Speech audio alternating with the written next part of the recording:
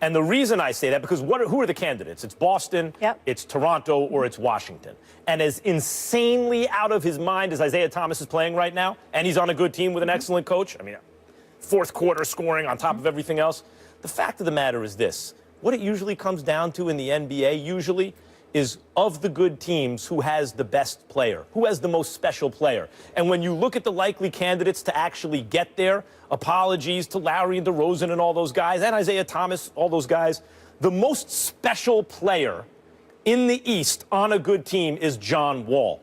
And so I think that if he starts to truly realize his potential, which I think, especially the way Porter's shooting the ball and Beal's fearlessness and Gortat in the middle, I think this Washington team is likely to get past the other, either it's the Celtics or the Raptors, because in the moment of truth in the NBA, among good teams, between good teams, the best player usually wins. And I believe of all the non-Cavs in the East, that's John Wall. Couple of things, few things that need to be said here. Number one, Scott Brooks is doing an outstanding job. Ernie Grunfeld is doing an outstanding job because he hired Scott Brooks. The Washington Wizards were 7-13 to start the season. Over the last 31 games, they are 23-8. That's their record. If the Washington Wizards hold on, if they avoid the 4th seed or the 5th seed, which means they won't have to play the Cavs until the conference finals, let me put everybody on notice in the NBA and Chocolate City in particular. The Washington Wizards are going to the Eastern Conference Finals. John Wall is spectacular.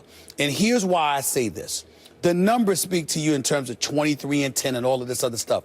Molly, Max, he plays on both ends of the floor. First quarter, fourth quarter, wall to wall. He shows up on both ends of the floor.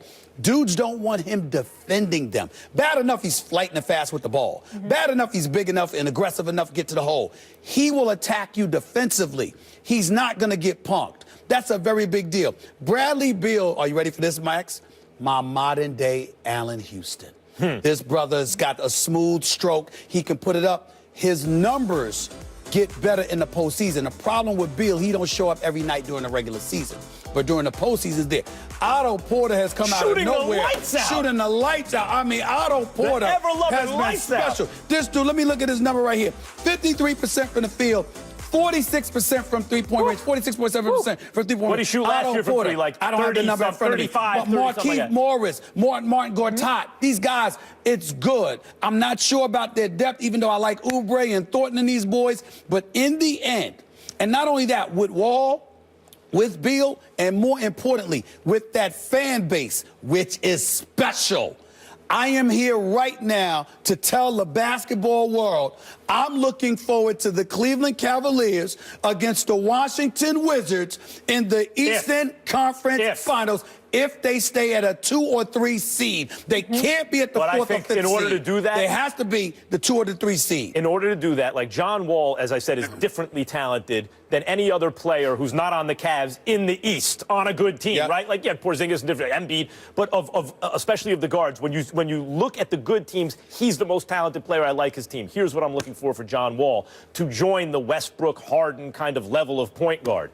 He needs to be consistent in second half of games and in the second half of the season. And if he does that, he will be mentioned. He's already sometimes mentioned in that category, but he will be mentioned much more consistently, and he won't be overlooked as much. If he can do that, they will make the Eastern Conference Finals. Well, you know what? Let me tell you something right now. You can say that. I'm just looking at the fact that John Wall's got that kind of heart, and he's the kind of person that can galvanize a team. And this is the type of team that can be galvanized by a city. And if a city is galvanized by anything, meaning Chocolate City, the nation's capital, it's going to be at the thought, the specter of going up against LeBron James for a right to get to the NBA Finals. I have gotten to a point where I am convinced that the Washington Wizards are going to the conference finals. Okay, here's my question, though. Yes. Can they beat the Cavs? No. No. Don't be ridiculous. No, because you know why? Here's why. Here's why. Because LeBron is not just too gifted, but his stature is so supreme that when it gets tight, not only can he close the deal, but he's going to get the benefit of calls. Playoff basketball slows down. It becomes a bit more physical, and there are some on Washington who can handle it, but most of them are entirely too new to it. That will not work to their advantage, One last thing. and that is the reason. One last thing.